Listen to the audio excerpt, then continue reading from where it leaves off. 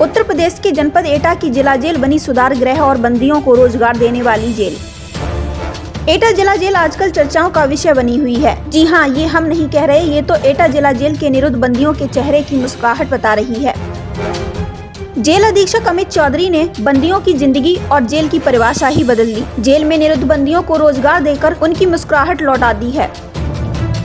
Jail में निरुद्ध बंदी जेल की चार दीवारी के भीतर रहकर बाहर की तरह ही जेल के खेतों में अपनी स्वेच्छा से जैविक खेती और सब्जियां उगाकर और अलग अलग तरीकों से मेहनत कर हजारों रुपए महीने कमा रहे हैं, जिनसे वो जेल के अंदर रहकर भी अपने परिवारों का भरण पोषण भी कर रहे हैं। इसके चलते ही एटा जिला जेल आजकल जनपद में भारी चर्चा का विषय बना हुआ है।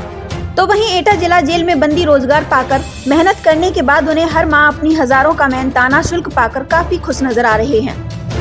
वहीं बता दें, बंदियों द्वारा जो सब्जियां उगाई जाती हैं वहीं उनके खाने में भी इस्तेमाल की जाती हैं, जिससे बंदियों का स्वास्थ्य भी काफी ठीक रहता है और अपने द्वारा उगाई हुई सब्जियों को खाने पर बंदी काफी खुश नजर आते हैं। वहीं आपको बता दें, एटा जिला जेल के जेल अधीक्षक अमित चौधरी एक संरक्षक की तरह प्यार करते हुए उनकी समस्याओं को सुनते हैं, जिससे बंदियों के साथ उनका ऐसा बॉन्ड बना है कि हर बंदी एक घर की तरह शालीनता से रह रहे हैं। वहीं जेल अधीक्षक अमित चौधरी ने बताया कि कोई भी बंदी अपनी स्वेच्छा से जेल में काम कर सकता है, जिसका मेहनताना उसको मिलेगा, और उन्हें रोजगार देकर उनसे जैविक खेती करा रहे हैं, जिससे वो जैविक खादों से आलू, गोभी और अनेकों तरह की सब्जियां उगाकर वही सब्जियां बंदियों के खाने में इस्तेमाल की जाती हैं, जिससे बंदियों का स्वास्थ्य भी ठीक रहता है। जेल के भीतर एक घर जैसा माहौल देने की कोशिश कर रहे हैं, जिससे जेल के बंदी और जेल के बाहर के लोग जेल अधीक्षक के प्रयासों की प्रशंसा करते हुए नजर आ रहे हैं।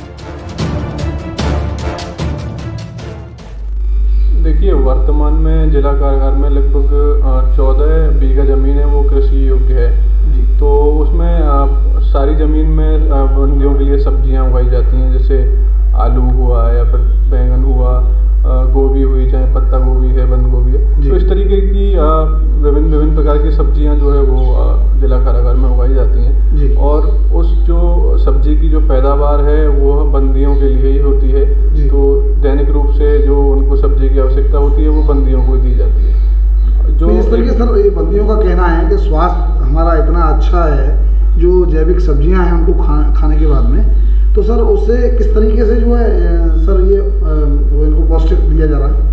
देखिए, जिला कारागार में जो है जो भी सब्जियों का वेस्ट हुआ या फिर जितने भी पेड़ पौधे हैं उसकी बची हुई पत्तियां हुई या और भी कोई खाने का वेस्ट हुआ, तो जिला कारागार में पिट बना के हम लोगों ने उसको उस वेस्ट को हम उसमें जमा करते हैं और वो समय के साथ एक जैविक खाद के रूप में उसका प्रयोग जो है उन्हीं सब्जियों के लिए उगाने के लिए किया जाता है। तो निश्चित रूप से जो है अगर जैविक सब्जियां होंगी तो बंदियों के स्वास्थ्य पे बड़ा अच्छा प्रभाव वो करती हैं। दूसरा, जो बंदी हैं उनको जो सब्जियां जिला कारागार में होती हैं वो बिना मैकेनाइज्ड तरीके से नहीं होती हैं, वो स्वयं अपने हाथ से सारे बंदी करते हैं। तो जो शारीरिक रूप से जो बंदी यहाँ कर रहे हैं उसको तो निश्चित रूप से उनके स्वास्थ्य को लाभ प्रदान करता है। तो सर ऐसे किचन में भी हमने देखा था एकदम साफ सफाई, सर एक एक रोटी जो है जैसा लग रहा है जैसे घर की किचन में से आ रहा है सर, ऐसा मैंने फील किया अंदर जो है।